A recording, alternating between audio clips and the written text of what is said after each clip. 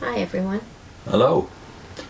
In two prior segments, we talked about the work of Dwayne McNanny back in the 1980s and 90s. Dwayne was the premier researcher on the Watchtower's history and kept telling us that the history of the Watchtower, which was one long litany of false prophecies, was not about to change. The future would be the same as the past. He pointed out in several articles and publications that he put out, including this one, Doomsday 1999, that the Watchtower was still doubling down on 1914 and the last generation.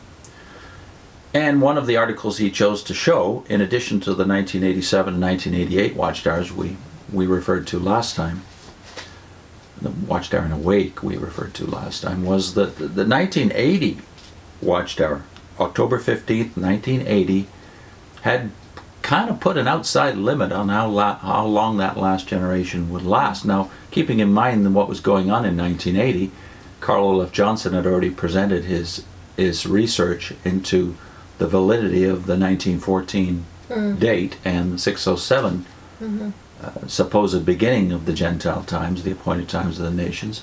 Ray Franz and Rene Vasquez and several others at headquarters had already started to bring forward other issues, including the Johnson research, for the consideration of the governing body. All of that had been tossed aside, and in Canada, James Penton was already doing the research which would lead him out of the Watchtower and cause him to write Apocalypse Delayed. So all this was going on in 1980 when they got this article out, October 15th, 1980, Questions from Readers. Here's what the question says. In speaking of the sign of his presence and of the conclusion of the system of things, Jesus said to his disciples, "Truly I say to you, that this generation will by no means pass away until all these things occur." Matthew 24:3 and verse 34. How are we to understand this? Now, for 3 paragraphs, they of course go over the signs of the last days, the composite signs so-called, and included in that is their preaching of this good news of the kingdom as being one of the signs. And then they sum it all up by saying, it is the generation of people who saw the catastrophic events that broke forth in connection with World War I from 1914 onward. But then they go on.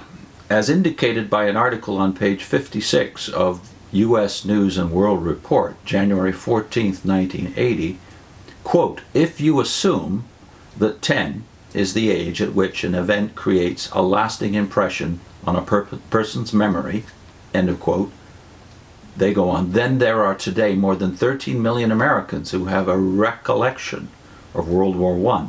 And if the wicked system of this world survived until the turn of the century, which is highly improbable in view of the world trends and the fulfillment of Bible prophecy, there would still be survivors of the World War I generation. However, the fact that their number is dwindling is one more indication that the conclusion of the system of things is moving fast toward its end. And we pointed out in the prior segment, in the 87 and 88 articles, they had linked the number 75 to the 1914 prophecy to say that would be the outside limit. They'd linked also the generation prophecy to Glasnost and to Gorbachev and the meltdown of the Soviet Union in those days. And now they're saying that it is highly improbable that the wicked system of things will get to the end of the century. And even if it did, they add, there would be very, very few survivors of World War I would be left by then. Yeah. So, but it doesn't seem to discourage them. I think it seems to make them think it's got to be right in the next couple of years, as my dad used to always say. It's got to be. In the next couple of years, I do recall that kind of buzz all the time in the 1970s. Yeah, and the Watchtower continues that buzz all the time. It's always, what was that last sentence you read? The conclusion. The number is dwindling. Its end. The conclusion of the system of things is moving fast towards its end. Yeah. The very kind of language Russell himself used before World War I, actually. But here's how they conclude the whole article. The world continues to plunge into worse and worse trouble. We can be happy, therefore, for Jesus' assurance that there will be survivors of the generation of 1914, that this generation will not have completely passed away when the Great Tribulation rings down the curtain on this wicked world system. So that sounds like Jesus said and tied it to 1914. The way it's phrased, you would think that 1914 was in the mouth of Jesus. Let me read that sentence one more time.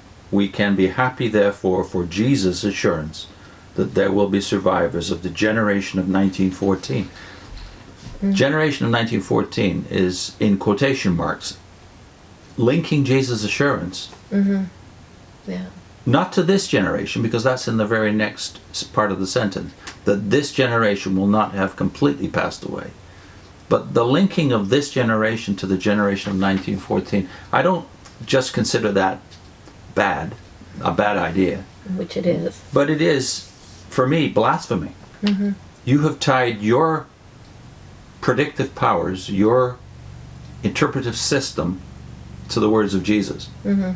And that really defines what blasphemy is appropriating to yourself attributes, i.e. omniscience, total knowledge, mm-hmm. and connecting God's authority with yours. Yeah.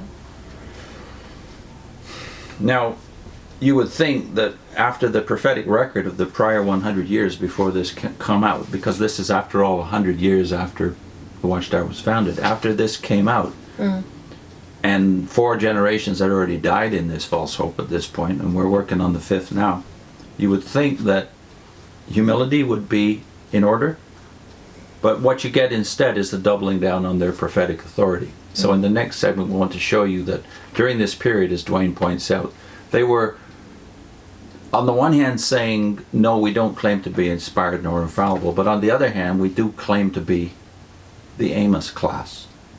Mm-hmm. Which makes you a prophet. The Amos class, what would you derive from that but prophetic authority? Mm-hmm. Yeah. So the Amos class presents its credentials in the next segment.